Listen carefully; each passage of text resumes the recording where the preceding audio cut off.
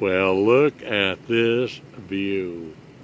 I'm on 2N08 on the South Mountain, looking across to the north side, and I'm on my way to a shoot up on 2N10, but I just couldn't resist shooting this wonderful view. That is the Pine Knot Dot Club right down there. You can see, and the village is all in there. Thought you'd like to just enjoy the beauty of why we live in Big Bear Valley. Over again. Hi, Phil Hamilton. Good morning, Ron. How are you? Oh, good. You started a great organization called the Trails Association? Trails Foundation. Big Bear Trails Foundation. We're a foundation that represents all kinds of outdoor users. We represent bike people, we represent hikers and runners and equestrians, and what we're going to take a look at today, I think, will be primarily a hiking trail. Some real strong, good technical bike riders might use it, and I think horse people will use it. Oh, yeah. When it's completed, it's just under 3 miles long. It really is the only trail access from Big Bear to the Santa Ana River Valley, with some spectacular views, as you can see. And oh, sure. It was a legal trail on the maps for a long time. Probably was originally developed in the 30s, but it just fell into disuse, and so it just is terribly overgrown, and we'll get out and take a look at it in a minute. Yeah. We found it on some maps and approached the Forest Service, and because it was a legal trail, we didn't have to go through all the environmental work. But it is a mess. But we have made some phenomenal progress, and it's going to be very exciting. I think you'll enjoy seeing it. You're going down the whole 3 miles. Yes, we started at the bottom and started working up, and then with the help of some AmeriCorps crews, and I want you to meet some of them and talk to them here in a minute. They're all legal sawyers, so they can use power tools. And I'll show you some examples that if we had to go through this by hand, I'd be dead. I know for sure, because it's buckthorn and just awful stuff. But when you get these young AmeriCorps people with power tools, it just makes all the difference in the world. Boy, it does. Now, we came up 2N08. Correct. But you can, also, which goes off of Knickerbocker, you can also enter, this is 2N10. Correct. You start that at Bear Mountain. Bear Mountain. That's right. Go through there. Come up Club View, and then it turns into 2N, and it comes up all this way. Right. So those would be the two easiest ways to come up. But I think this is... And there's a campground just down here, half a mile. Correct, yeah. So that's good, but now this is a project funded by the American Recovery Reinvestment Act. Well, yes, the work crews that are here, they come up from San Bernardino every day, and you'll see them. We'll see them in a minute. This just kind of explains a little bit about the trail. This is a joint project between the Trails Foundation and the Forest Service. And then this is a map that shows you, we're right here now, and as you can see, you follow the trail down here, and this will be a multiple use trail, so that we're in hopes we can encourage. But the reality of it is, we're at about 67, it's about a 1,500, 16, 17, 1,800 foot gain over the 3 miles. Wow. So unless you're a very strong bike rider, you won't ride up it. I will not ride up it. But there are some strong riders that may, and I think some technical people will enjoy riding down it. Sure. It's called the Seven Oaks Trail, man. Yes, sir. So let's go out here and take a look. Okay. Well, we got a lot of guys here, Phil. Yeah, all the guys in the yellow hats are AmeriCorps workers. They come up from San Bernardino every morning, and they're all what they call certified sawyers. It means they can use power tools in this area. Oh, sure. And it just speeds this work up immensely. So all of those yellow hats that you see all the way down, and then that little group right there is our Big Bear Trails Foundation volunteers. Mostly our board members, but we also have some community people here that just saw our website and said, I want to go up there and help these guys. And so this AmeriCorps crew is the ones that cut through this. And now what they're doing is basically they're finessing the trail, and that means they're widening it. They're getting the root systems out so that people don't trip over roots as they go along. And what they want is a 4-foot wide tread wherever they can. So that if, say, a biker and a hiker, there would be enough room to pass.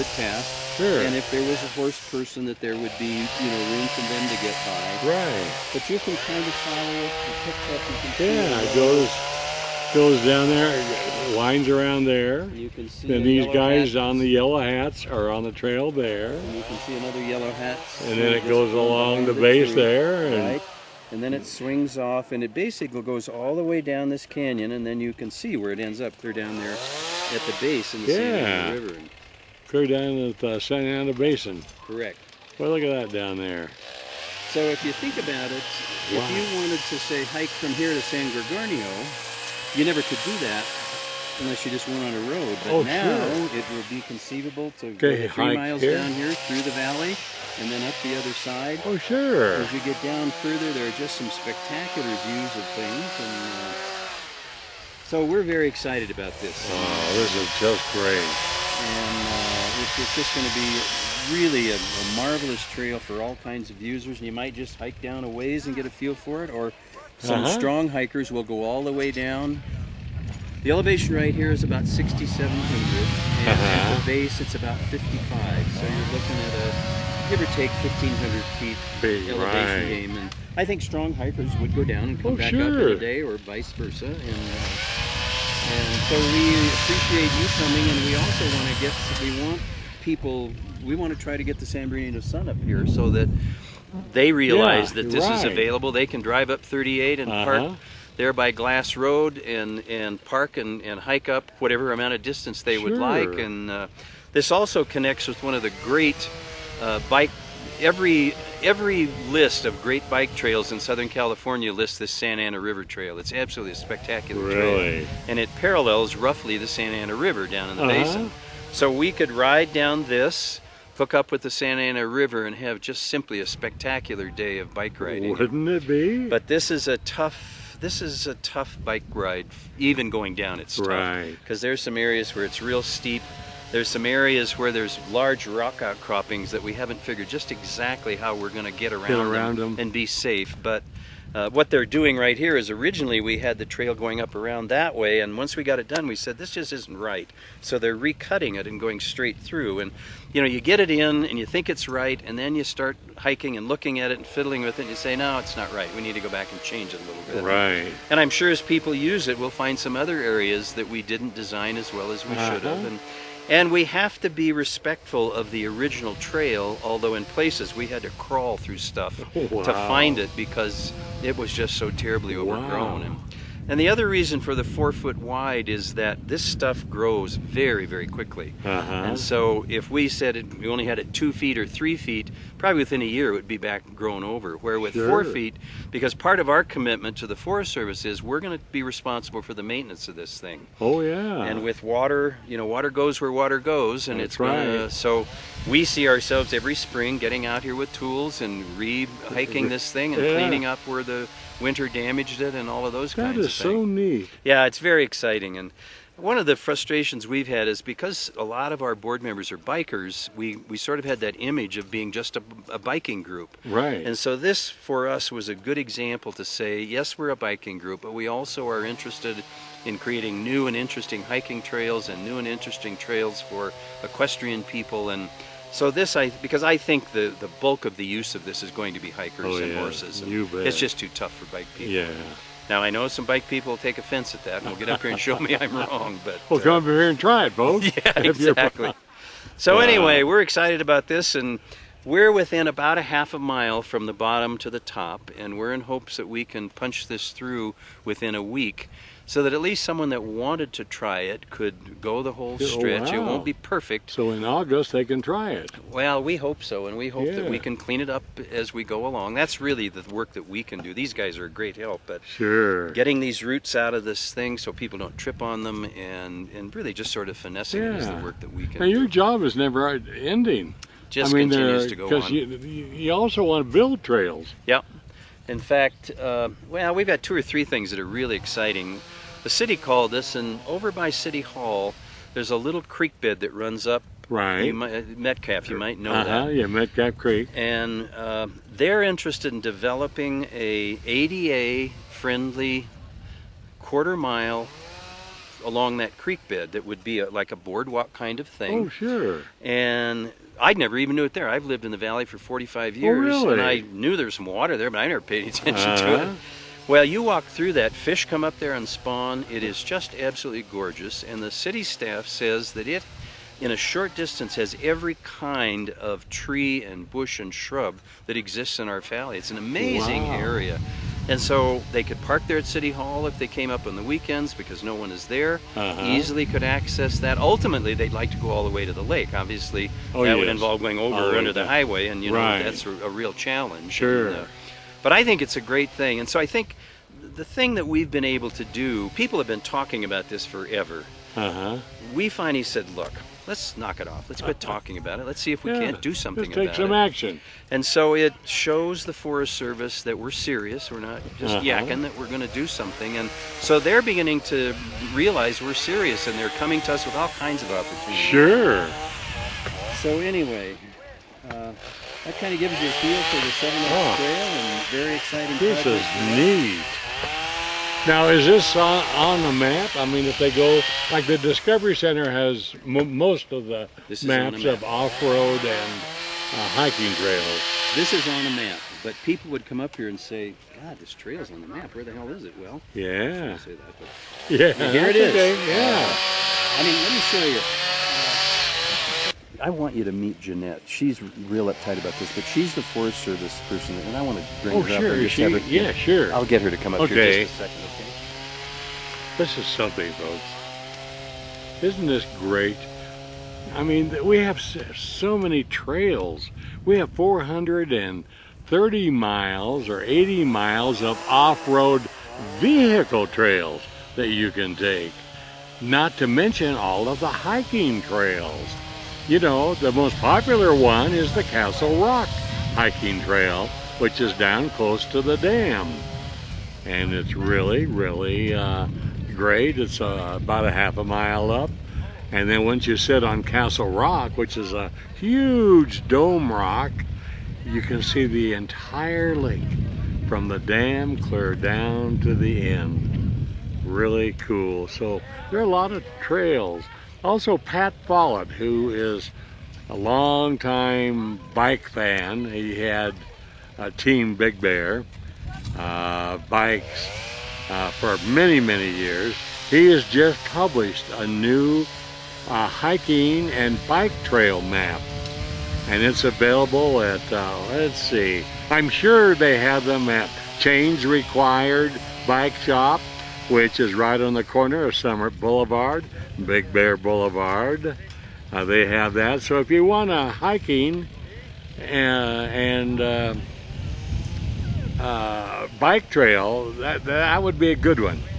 Also, the Discovery Center has lots of maps for off-road trails and everything.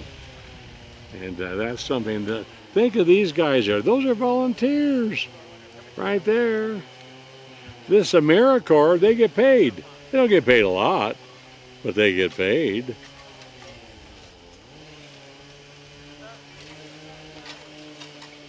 Isn't that something? And what a view. Look at that down there. Let me just pull out. We just are in paradise, folks. Hi, James. How are you? I'm just fine today. James Duarte, everybody. You're the supervisor. Yes, one of the supervisors here. Uh-huh. We have 3 supervisors here today. Right.